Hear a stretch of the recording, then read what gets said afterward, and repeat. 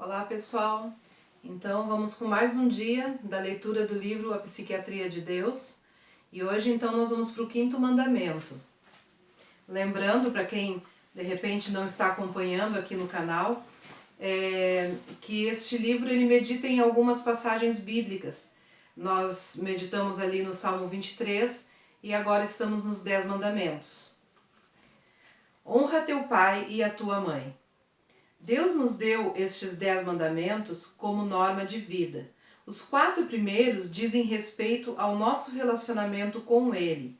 Os 5 últimos falam de nosso relacionamento com outras pessoas. O quinto tem sido chamado de o adorno central da lei divina. Honra a teu pai e a tua mãe. Envolve tanto nosso relacionamento com o Senhor como com nossos semelhantes. Quando Deus criou os homens, criou também uma certa estrutura para reger sua vida em comum. Primeiro, um homem e uma mulher se unem em matrimônio e depois dessa união surgem filhos.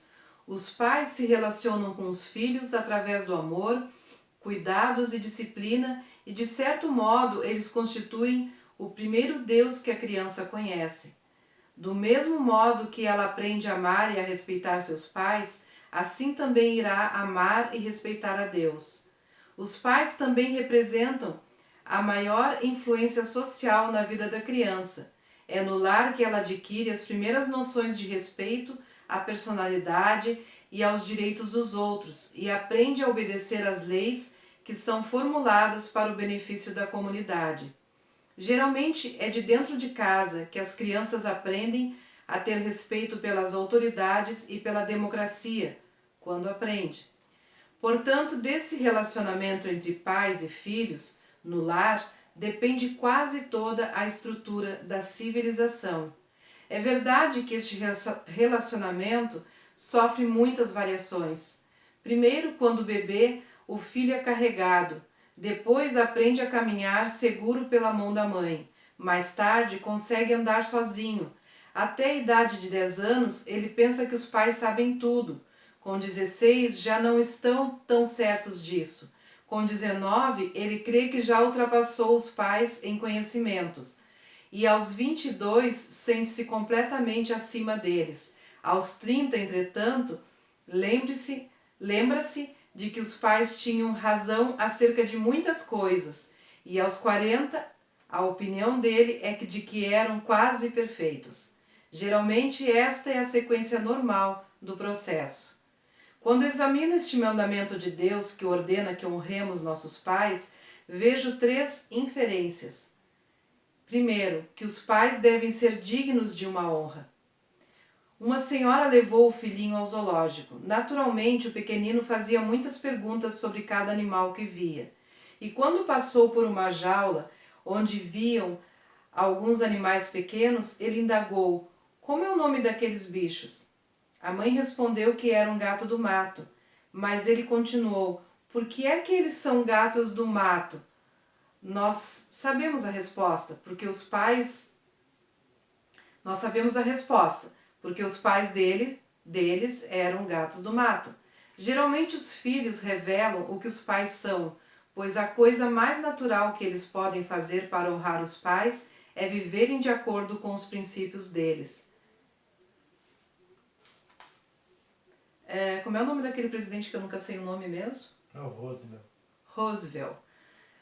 Um dos presidentes dos Estados Unidos, né, Roosevelt, estava servindo seu país na Primeira Grande Guerra. Um observador lhe disse: vim aqui especialmente para lhe dizer que milhões de americanos estão satisfeitos pelo modo como os filhos do presidente estão se portando nesse conflito. Ao que o outro respondeu: bem, nós temos que praticar o que o papai ensinava. Eu sou filho de Roosevelt, tenho a obrigação de viver como um Roosevelt. O general Douglas MacArthur. Eu sou tão boa em inglês, ainda bem que eu tenho um aqui para me ajudar. Que é mais ou menos também. Então, o general Douglas MacArthur. Fala alto. MacArthur. Expressou uma opinião de que eu compartilho quando disse: Sou soldado por profissão e sinto-me orgulhoso disso, mas estou ainda mais orgulhoso de ser pai. Minha esperança é que depois de minha morte meu filho guarde de mim não a imagem de soldado em batalha, mas a de um pai no lar orando por ele. Pai nosso que estás no céu. Comandante das Forças Armadas dos Estados Unidos na Segunda Guerra. Esta é a primeira inferência desse mandamento. A segunda, honra teu pai e a tua mãe, diz não somente que os pais devem ser dignos de honra, mas também que os filhos devem ser gratos a eles, amá-los e respeitá-los. Parece-me que basta-nos apenas um pouco de decoro para que nos sintamos inclinados a honrar nossos pais. Quando eu pastoreava uma pequena igreja no interior, saí certo dia para fazer visitas e vi uma mulher colhendo algodão. Dirigi-me para onde ela se achava e fui conversar com ela. Contou-me que o filho recebera uma oferta de emprego numa fábrica de móveis, onde teria um bom salário, mas ela lhe dissera: desde que seu pai morreu, estou trabalhando nesse campo para pagar seus estudos. Agora que falta apenas um ano, eu posso muito bem continuar a trabalhar para você terminar o curso. As mãos delas eram ásperas e calosas, seu rosto marcado pelo tempo, as costas encurvadas. Mas, se ao olhar para ela seu filho não a considerasse a mulher mais linda do mundo, ele seria totalmente indigno dela.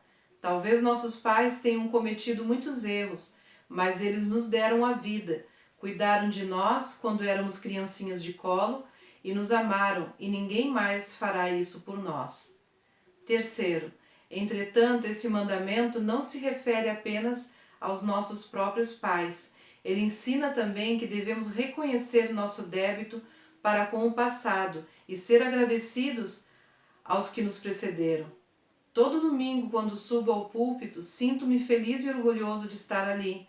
Quando olho para a congregação, porém, vejo pessoas que já se encontravam ali há mais tempo, 40, 50, até 60 anos.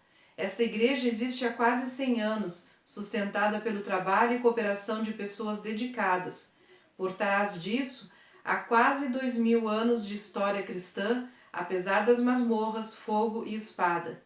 E antes disso, houve os profetas da antiguidade fiéis como Abraão. Tudo que eu tenho em matéria de oportunidade e possibilidades é contribuição de outros maiores que eu. Portanto, nada do que eu faça equivalerá ao que foi feito em meu benefício. No dia em que meu pai morreu, passei algum tempo rememorando o passado. Recordei-me de sua luta para se educar quando jovem e de seu enorme esforço para dar aos filhos uma vida melhor que a sua. Lembrei-me das vezes em que eu, garoto ainda, visitava com ele as igrejas do interior e de como eu me orgulhava ao vê-lo pregar. Depois, quando eu próprio me tornei pastor, eu próprio pregava para ele e ele para mim. Agora sua voz se calara para sempre. Assim, as primeiras dores da separação foram suplantadas pelo pensamento de que, daquele momento em diante, a par de meu próprio ministério, eu arcaria com o dele também. Às vezes os amigos me dizem que trabalho demais, mas é porque estou convicto de que tenho que fazer o serviço de dois. Isso acontece a todos nós. Tudo o que temos e somos é recebido de outrem. Nós somos apenas veículos pelo qual a herança recebida dos antepassados é transmitida aos que nos sucedem. E não é somente isso. Temos o dever de enriquecê-la também. Todos nós somos como investimentos. A única variação na responsabilidade de cada um é que alguns recebem 5 talentos, outros 2 e outros 1. Se deixarmos de multiplicar os talentos recebidos, sejam eles poucos ou muitos, seremos como o servo mau e negligente. Ok? Esse foi mais um dia, então. Abraço, beijo para todo mundo.